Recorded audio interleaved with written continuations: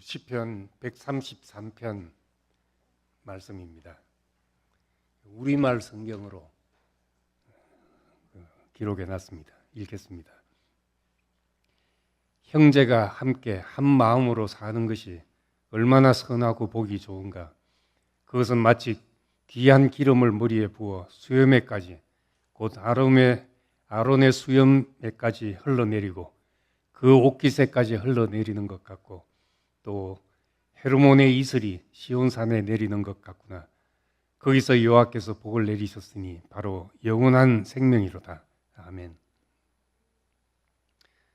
네 번의 말씀 마지막입니다. 첫 번째는 성도의 교제. 우리가 이렇게 교제할 수 있다는 것은 참 하나님의 크신 은혜입니다. 우리가 이렇게 만나는 것은 그리스도를 매개로 해서 그리스도를 중심에 두고 만나는 것이기 때문에 인간과 인간이 직접 만나는 그런 세상의 모임과 다르다는 말씀을 했습니다. 사람과 사람이 만나면 어쩔 수 없이 내 호불호로 내 선호로 만날 수밖에 없고 그러면 반드시 실망하고 또 이런 일도 생기게 마련입니다. 또 그런 일은 잘 돼야 네로스밖에 되지 않기 때문에 우리가 사람과 사람이 교회 안에서 만나는 것은 바로 그리스도가 매개가 되어서 만나고 그분의 구원을 우리가 서로 나누는 사람들로서 그분의 구원을 메시지를 전하는 사람으로서 만날 때 우리의 교제는 갈수록 더 풍성하고 내 어떠함과 상관없이 형제를 귀하고 여기고 살 수 있게 됩니다. 그리고 이제 영적인 사귐과 정신적인 사귐. 쩍쩍하니까 불편해하는 분도 계신데, 예. 근데 어쨌든 우리가 영적인 것, 다시 말해서 정말 하나님으로부터 온 것으로 우리가 나눠져야지 그것이 이제 참 은혜가 되고 내가 소유하려 하지 않고 내가 집착하고 내 영향 아래 가두어두려 하지 않게 된다는 겁니다. 그래서 그 사람을 많은 사람이 모일 때 내 영향 아래 가두어두면 나는 참 편하죠. 내 마음대로 되고 나는 참 편한 일인데 그것이 하나님이 원하시는 교제가 아니라는 겁니다. 우리가 참 조금 뭐가 잘 될 때 우리 욕망으로부터 시작된 것, 내 혼으로부터 시작된 것은 내 욕망일 수밖에 없기 때문에 잘 되면 집착하고 나 안에 가두어두려고 하고 내가 소유하려는 본성이 나타나게 됩니다. 이런 일은 우리가 살면서 교회 생활하면서 늘 겪을 수 있는 문제이기 때문에 정말 하나님으로부터 온 것이라야 내가 정결하게 주님 앞에 손을 펴고 모든 것이 은혜다. 주신 자도 여호와시오 가져가신 자도 여호와시다. 이렇게 말할 수 있는 사람이 될 것입니다. 그리고 홀로 있는 날 우리는 함께 하는 것도 중요하지만 하나님 앞에 홀로 설 수 있는 사람으로서 우리가 함께 만나는 겁니다. 하나님 앞에 내 인생의 위치가 발견된 사람으로서 함께 만나는 거니까 혼자 하나님 앞에 있는 그 자리가 건강해야 우리의 만남도 건강할 수가 있습니다. 그래서 히브리서 5장에 있는 말씀처럼 어릴 때는 젖만 먹고 주는 대로 먹고 살 수 있지만은 이제 장성한 사람이 되면 단단한 것도 먹을 수 있어야 되지 않냐. 결국 선악을 분별해서 장성한 사람은 선악을 분별하는 자다. 그래서 하나님은 우리가 궁극적으로 청지기가 되기를 원하십니다. 그냥 시키는 일만 하는 것이 아니라 우리에게 위임하셨습니다. 자신의 통치를 위임하셨기 때문에 우리는 생각하고 또 분별하고 판단해서 뭘 결정할 수 있는 사람으로 항상 깨어 있어야 되는 거죠. 그래야만 많은 사람들 속에 있어도 휩쓸리지 않게 됩니다. 왜냐하면은 사람들이 모인 곳, 또 사람들이 모인 곳에서 인도하는 사람은 언제라도 잘못될 수 있는 소지를 안고 있는 겁니다. 그게 아니라면 신이지요, 그냥. 우린 누구라도 실수도 할 수 있고 잘못될 수도 있고 그런 사람들이 모여 있는 곳이기 때문에 늘 깨어 있어야지. 이제 예루살렘 히틀러 시대에 아히히만처럼 시켜서 했다, 내가 공무원으로서 할 일 다 했다, 이런 변명이 나오지 않게 되는 겁니다. 스스로 생각하는 것을 포기해버리면 그런 끔찍한 일을 하고도 아무런 가책이 없는 사람이 될 수가 있는 겁니다. 그래서 홀로 있는 날, 그 이유는 하나님이 우리를 홀로 있는 시간을 허락하시고 그 날을 허락하시는 것은 성숙한 사람이 되어서 당신이 우리에게 위임한 것을 스스로 생각하고 판단하고 결정해서 책임질 수 있는 사람으로 살게 하기 위해서 그런 날을 허락하시는 겁니다. 그리고 궁극적으로 우리에게 또 함께하는 날을 허락하십니다.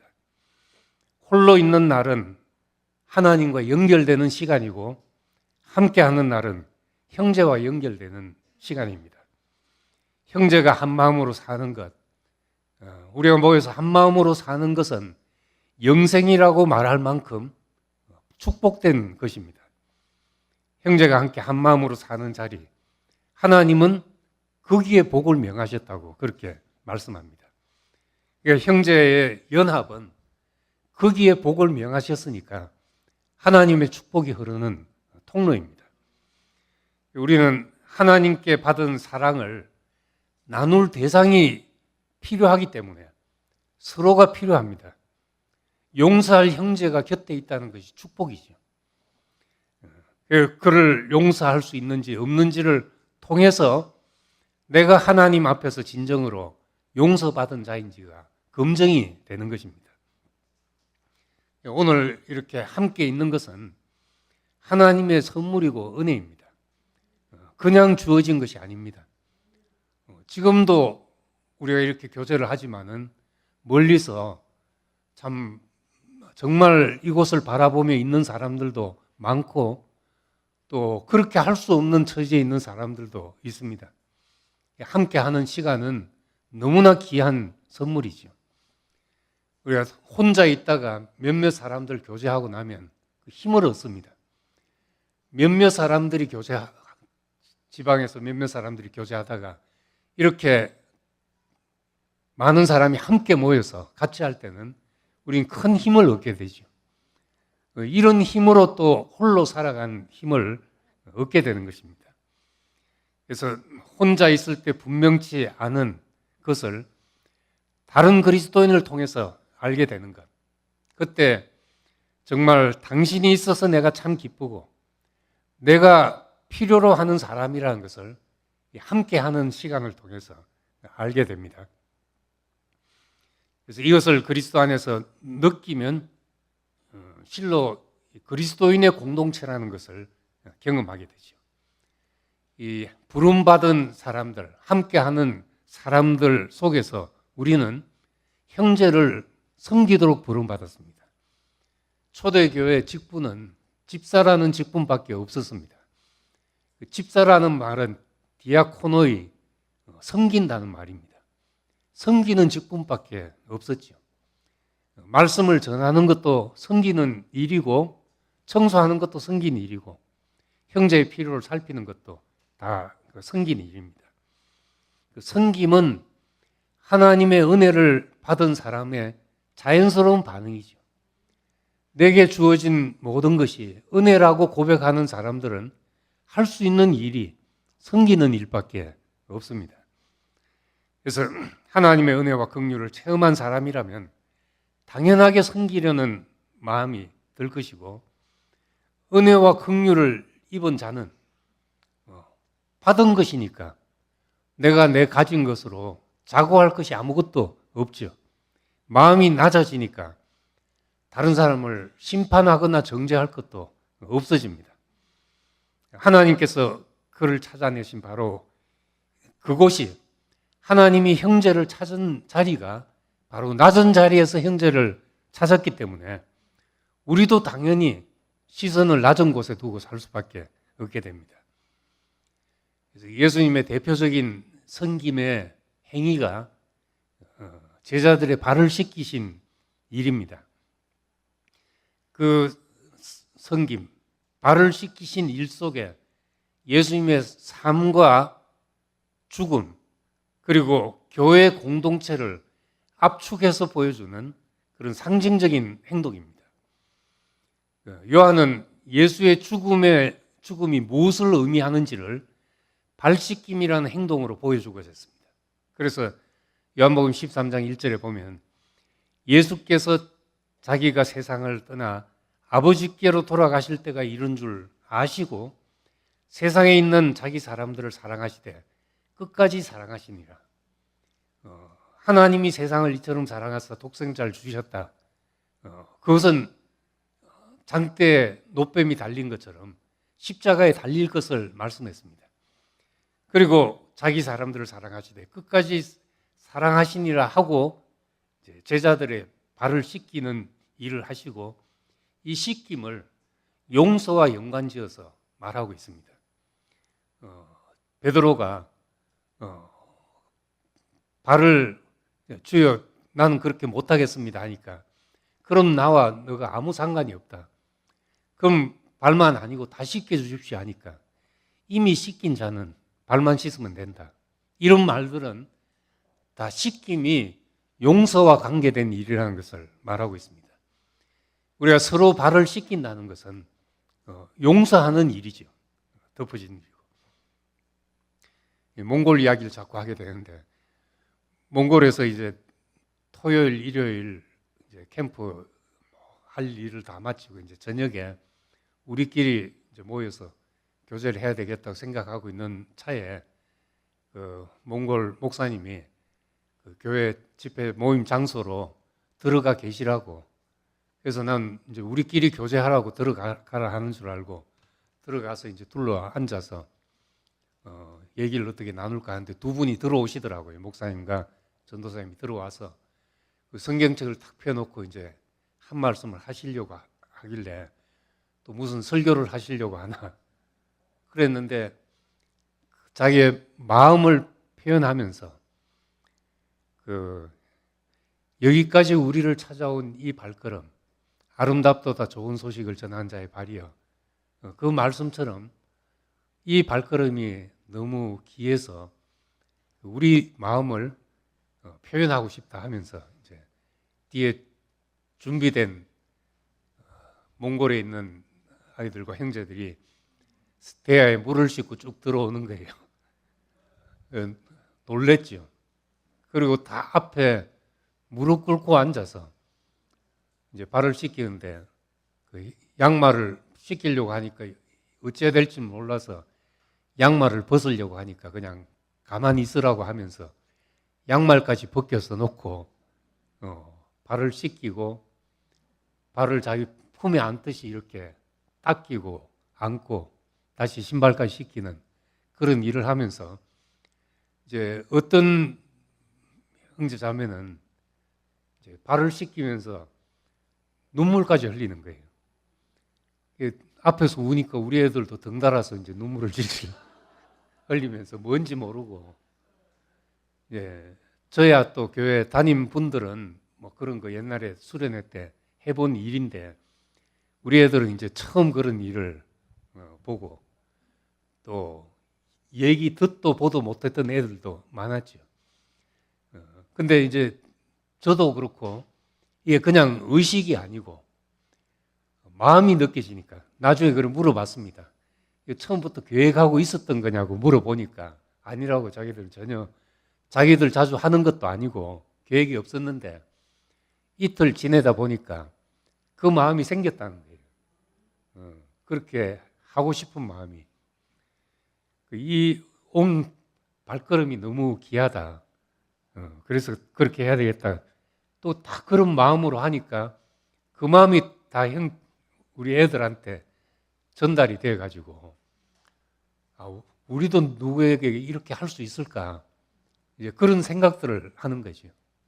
받기만 했는데 내가 다른 사람의 정말 발을 이 마음으로 씻길 수 있을까? 이런 마음이 이제 전해진 거예요. 발이란 거는 우리 몸에서 제일 더러운 부분이잖아요. 우리는 요즘이야 포장된 도로에 그냥 신발 신고 다니니까 그래도 저녁 되면 이제 발이 제일 이제 땀나는 곳이고 한데 옛날에야 정말 발은 가장 더럽고 냄새나는 부분이고 여기를 씻겨준다는 것은 그의 가장 약하고 부끄러운 부분을 감싸 안고 덮어주는 일인 겁니다. 이것이 공동체를 이루고 살아가는데 가장 큰 섬김이죠. 우리 형제의 약한 부분 그것을 덮어주고 그 씻겨주는 그것보다 더 큰 사랑이 없는 겁니다. 그래서 이것이 우리 삶으로 그대로 확대된다면은 우리 자신을 종으로 여기고 나를 다른 사람 발 아래 두고 형제를 귀하게 여기고 살 때 또 서로의 허물을 덮어주는 행위를 하고 사는 이게 자기를 사랑하시되 끝까지 사랑하신 주님의 모습이고 형제를 하나 되게 하는 가장 귀한 일이 되는 겁니다. 섬김에 반대되는 일이 섬김 받는 일이잖아요. 다시 말해서 높아지려는 본성입니다. 누가복음 9장에 보면은 제자 중에 누가 크냐 하는 변론이 일어났다고 했습니다. 예수라는 분과 함께 있었던 제자들도 그런데 어딜 간들 사람들이 모이면 이 마음이 안 나타나겠어요. 나보다 잘하는 사람이 있으면 시기하고 질투하고 이게 우리의 본성으로 시작된 교제는 그렇게 될 수밖에 없습니다. 그런데 그리스도인의 교제가 형성되는 곳마다 사실은 이런 생각의 불씨들이 항상 있다는 것을 우리가 기억할 필요가 있습니다. 그래서 높은 데 마음을 두지 말고 도리어 낮은 데 처하며 라고 한 바울의 말씀은 교회의 현실을 봤기 때문에 하는 말이죠. 서로 같이 있으면은 누가 크냐 이 생각이 인간 본성 안에 항상 자리 잡고 있다는 겁니다. 교회에서 특히 어떤 역할을 하다 보면은 권위가 생기고 그 권위 때문에 높아지려고 하는 마음이 생기고 주관하려는 마음이 생기게 마련입니다. 내 나와바리라는 것이 생기죠. 제가 캐나다 가기 전에 한 6개월을 이제 대학 캠퍼스에 가서 전도를 한 적이 있습니다. 대학에 가서 이제 나는 이제 전도를 하겠다고 갔는데 그 대학에 있는 형제가 별로 안 좋아하는 거예요. 그래서 난 나를 안 좋아하는갑다 생각을 했었죠. 뭐 그래도 그건 그거고 내 할 일 한다 하고 이제 6개월을 계속 전도하러 나갔습니다. 시간 되는 대로. 근데 나중에 이제 뒤로 이제 그 형제가 와서 하는 얘기가 그때 왔는데 그런 생각이 들더래요. 여긴 내가 맡은 곳인데 왜 저 사람이 오나 이런 생각이 들더래요. 그 생각해 보니까 교회에서 누구 어느 대학 맡아라 누구 어느 대학 맡아라 한 번도 한 적이 없는데 여기는 내가 맡은 곳이라는 생각을 왜 했는지 임명장을 준 것도 아니고 내가 맡았다 하더라도 누가 오지 말라는 법이 있는 것도 아닌데 왜 그런가 처음에는 약간 충격이었는데 생각해 보니까 꼭 그것이 미성숙해서가 아니라 누구에게라도 그런 마음이 생길 수 있겠구나 하는 생각이 들었습니다. 우리가 이상적으로는 교만, 겸손 이런 얘기할 필요가 없다. 사람의 올바른 위치만 있으면 된다 하지만은 실제로는 사람의 올바른 위치에 아무리 이야기하고 있어도 이런 마음이 자라 나오는 거예요. 교회 안에서. 이건 내가 할 일인데 내 영역인데 이런 마음이 생기는 거예요. 그 울타리를 치고 거기서 왜 울타리를 치냐? 거기는 내 영광이 나타나야 될 곳이기 때문에 그렇다는 겁니다. 그래서 참 바울은 아무 일에든지 다툼이나 허영으로 하지 말고 오직 겸손한 마음으로 자기보다 남을 낮게 여기고 자기 일을 돌아볼 뿐만 아니라 남의 일을, 각각 다른 사람들의 일을 돌아보아 나의 기쁨을 충만케 하라 하는 바울의 말씀이 사람들을 모인 곳에서 항상 기억돼야 할 말입니다. 그래서 교회 안에서는 내 영역이란 것은 없다. 내 나와바리, 이건 나한테 허락받아야 되는 일인데 이런 일은 우리가 없다는 걸 알고 이건 다 주님의 영역이죠. 주님께서 통치하시는 영역이라야지 어디에 그 안에서 전방을 차리고 내 전방이다 하겠냐는 거죠. 하나님이 우리에게 형제를 주신 것은 그 형제를 부르신 하나님을 발견하도록 하기 위함입니다. 주관하려고 하는 것이 아니라는 거죠. 주님 앞에서는 형제를 내게 좋아 보이거나 나를 닮도록 그렇게 다른 사람 그렇게 고치려 하지 않는다는 겁니다. 다른 사람에게 하나님의 형상이 어떤 모습으로 나타날지 그 사람을 통해서 일이 어떻게 전개될지 그건 우리가 결정할 일이 아닌 것입니다. 모든 것이 은혜임을 깨달으면 우리가 형제를 섬기게 되지만은 누가 크냐 하는 마음이 있으면은 항상 자기를 정당화하려고 비교하고 판단하고 심판하는 일을 계속하게 됩니다. 그래서 간음한 여자를 왜 사람들은 돌로 치려 했을까? 그래야지만 나는 그렇지 않다는 정당성을 인정받기 때문입니다. 그런데 자신에게 그런 욕망이나 그런 개념이 없으면은 다른 사람이 그렇게 해도 나한테 문제가 되지 않습니다. 나도 똑같은 마음이 있기 때문에 정죄해야만 내가 거기서 그 정죄에서 내가 자유롭게 될 수 있다는 생각을 하는 거예요. 예수님은 너희가 비판하는 그 비판으로 너희가 비판을 받을 것이다. 비판하는 그 비판이 사실 너가 받고 있는 비판이다 하는 말입니다. 너희가 헤아리는 그 헤아림으로 너희가 헤아림을 받을 것이다. 그래서 교회의 갈등은 대부분 큰 잘못보다도 작은 말에서 시작됩니다. 저도 말을 60몇 년을 말하고 살았는데도 참 이 말을 하고 나면 생각이 못 미친 부분이 참 많다는 생각이 들어요. 이 사람한테 이 말을 해놓고 나면 저 사람이 걸리는 말이고 그런 말들이 생각이 못 미칠 때가 있죠. 저도 그러니까 다 마찬가지 아니겠어요. 그래서 말에 온전한 사람이 온전한 사람이라는 말을 야고보에서 하고 있습니다. 온전하기가 참 힘들죠. 말을 온전하게 했다 해도 듣는 사람이 또 해석하기 때문에 또 다른 말이 될 수가 있습니다. 그래서 우리가 주의하고 정말 마음 깊이 깊은 애정을 가지고 말을 쏟아 놓더라도 그래도 또 안 되는 부분이 있기 때문에 우리는 서로 이 발을 씻기면서 사는 이 섬김이 우리에게는 필요합니다. 그래서 우리가 무슨 판단이 우리에게 나온다 하더라도 야고보서에 보면은 혀에 재갈을 물리라는 말이 나옵니다. 꿀꺽꿀꺽 삼키는 거죠, 말을. 하고 싶은 말이 있다고 다 하지 않고 한 번 삼켜보고 하는 겁니다.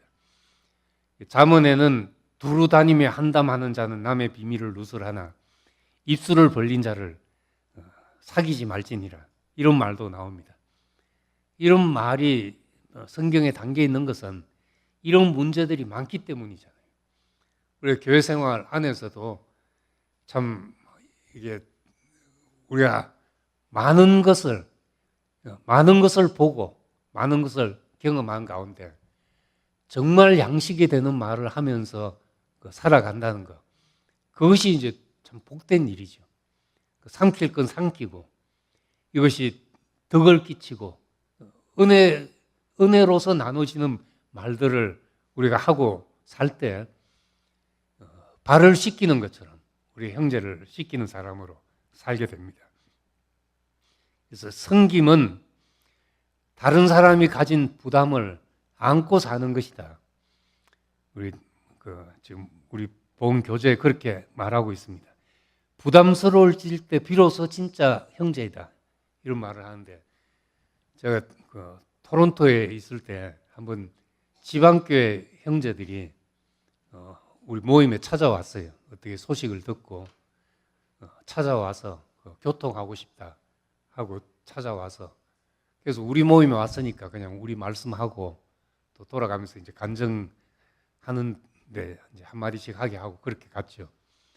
그러니까 다음에 한번 개인적으로 만났으면 좋겠다고 두 분이 이제 연락을 하고 만나게 됐죠. 만나서 이제 하는 말이 그 교제에 참석하고 나서 형제에 대한 마음의 부담이 생겼습니다. 이렇게 이야기를 하더라고요. 잘 안 쓰는 말이니까 내가 자기한테 부담이 됐다니 무슨 뜻인가 했는데 좋은 의미로 한 말이죠. 하나님이 그 형제와 교통해야 되겠다는 마음을 갖게 했다는, 예를 들자면 이제 그런 의미로 교제를 하고 나니까 마음에 계속 형제가 생각이 들고 서로 도울 것이 있으면 돕고 교통해야 되겠다는 이런 마음에 그걸 부담이라고 표현을 하더라고요. 이 책에서도 서로 부담을 안고 살아야 된다 하는데 이 부담스러워질 때 진짜 형제다. 이 부담을 안는 것. 우린 조금만 손해가 와도 조그만 상처가 생겨도 안 보고 말지 뭐 하는 생각이 들 수 있잖아요. 수틀리면 돌아설 수도 있고. 근데 부담을 안고 산다는 것은 그런 걸 짊어지고 산다는 겁니다. 그런 걸 짊어지고 살 생각을 하지 않으면 교회 살다 보면 만날 사람 다 없습니다. 말하다 보면 다 상처되고 그렇게 될 수밖에 없죠. 그러니까 우리는 이 성경 안에서도 너희가 서로 짐을 지라 그리하여 그리스도의 법을 성취하리라. 갈라디아서 6장에 그렇게 말씀했는데 다른 사람의 짐을 안을 때만 우리가 참으로 형제 자매로서 교통하고 사는 것입니다. 이 반대말은 달면 삼키고 쓰면 뱉는 이런 관계죠. 쓰더라도 안에 담고 있고 손해가 나더라도 담고 있고 거기서 우리가 그리스도가 어떻게 나타나는지를 경험하는 것이 우리가 함께 하는 날 동안 우리 섬김의 마음으로 살아가는 마음입니다. 성경에서는 짊어진다는 말을 많이 하고 예수님께서도 예수께서 행하신 일을 그렇게 표현합니다. 십자가를 짊어지셨다. 우리의 질고를 짊어지셨다. 그렇게 말합니다. 함께하는 생활은 서로의 질고를 짊어지는 생활이죠. 여기서 이것이 실현되는 것이 그리스도의 몸의 생활인 것입니다. 한 사람이 다른 사람의 짐을 알고 형제의 짐을 알고 함께 경험할 때 우리는 십자가 공동체로서 함께 사는 날을 지고 사는 것입니다. 그래서 우리 교회 생활 이 소중한 자리로 우리는 부름을 받았습니다. 참 우리 인생이 뭐 얼마일지는 아무도 모르는 일이잖아요. 내 인생에 남은 일도 하나님의 은혜이고 선물인 형제들을 섬기는 일밖에 없습니다. 제가 이 속에서 우리가 영광을 구해봐야 무슨 영광을 구하겠으며 여기서 탐심을 부리고 우리가 야망을 부릴 일이 뭐 있겠습니까? 또 욕을 들은들 얼마나 더 듣겠어요. 뭐가 두려울 게 있겠습니까? 뭘 또 내 유익을 위해서 추구할 것이 있겠어요. 이 안에서. 우리에게 남은 것이 있다면은 어떻게 이렇게 하나님이 은혜로 한 배를 타고 예수 그리스도의 길을 가게 하셨는지, 형제들이 이 길을 가는데 미끄럼으로 이 길을 갈 수 있도록 미끄럼이 되는 일밖에 없다. 그런 마음밖에 들지 않습니다. 바울의 표현을 하자면은 형제들이 만든 제단 위에 만일 너희의 믿음의 제물과 섬김 위에 내가 나를 전제로 드릴지라도 나는 기뻐하고 너희 무리와 함께 기뻐한다. 이렇게 말씀한 것처럼 형제들이 뭔가 헌신하고 하고자 하고 하는 것 위에 내가 피로 뿌려지더라도 나는 기뻐하고 또 기뻐할 것이다. 그런 마음처럼 정말 이 안에서 형제들이 헌신하려고 모였고 형제들을 섬기려고 모인 그 마음 위에 누가 우리가 군림할 수 있겠으며 누가 자기 마음대로 하려고 끌고 갈 수 있겠습니까? 여기에 내가 전제로 뿌려지더라도 피로 뿌려지더라도 그것이 내 기쁨이다. 말씀한 것처럼 형제들이 만든 이 제단 위에 우리가 쏟아지기를 원하고 미끄럼이 되기를 원합니다. 기둥으로 나를 박아주셔서 할 수도 없고 미끄럼만 되어도 족합니다 하는 마음으로 살게 됩니다. 그래서 나의 가장 공고한 날, 홀로 있는 날 함께 해준 형제들에게 정말 감사하는 마음으로 이 말씀을 드리고 형제 한 분 한 분이 하나님의 소중한 부름 앞에 서 있기 때문에 저는 거기에서 참 미끄럼으로 살기를 원합니다. 우리 이렇게 함께 있는 나를 선물로 주신 하나님 앞에서 형제를 섬기는 마음으로 교회에 미끄럼이 되는 마음으로 다 함께 살기를 원합니다. 네, 감사합니다. 네, 기도하겠습니다. 은혜로우신 아버지 하나님, 우리에게 이 함께하는 날 정말 하나님의 은혜이고 선물입니다. 우린 혼자서는 받은 은혜를 나눌 길도 없고 받은 용서를 또 되갚을 길도 없는데 우리가 이렇게 함께 모여서 섬길 수 있게 하시고 받은 은혜를 나누게 하시고 주께 받은 용서로서 우리가 형제의 발을 씻기는 사람으로 서 있게 하신 것을 감사드립니다. 우리가 함께 예수 그리스도의 길을 가기를 원합니다. 주께서 가신 그 길, 주께서 십자가를 아셨지만 그 길을 가셨듯이 우리도 이 길이 내가 사는 길이 아니고 나는 죽고 그리스도만 사는 길임을 우리가 알면서도 가기를 원합니다. 그 길에서 우리가 다 걸음이 되고 우리가 형제들 안에 우리의 전제처럼 쏟아부어지는 사람으로 살기를 원합니다. 누구도 이 안에서 영광을 받으려 하지 않고 누구도 이 안에서 주관하려 하지 않고 내 유익을 구취하는 사람으로 주님 앞에 서 있습니다. 주님 이 형제들에게 은혜를 베푸시고 이 자리까지 이끄신 하나님께서 예수 그리스도 안으로 이끄셔서 예수 그리스도의 날에 우리가 하나님의 풍성한 은혜의 열매를 서로 함께 누리고 맛보게 하시기를 원합니다. 오늘 참석하지 못한 그 사정이 있는 그 모든 사정까지 주님께서 은혜를 뻗치시고 함께 하시고 우리의 누림을 함께 나눌 수 있게 주님께서 축복하시기를 원합니다. 예수님 이름으로 기도드립니다. 아멘.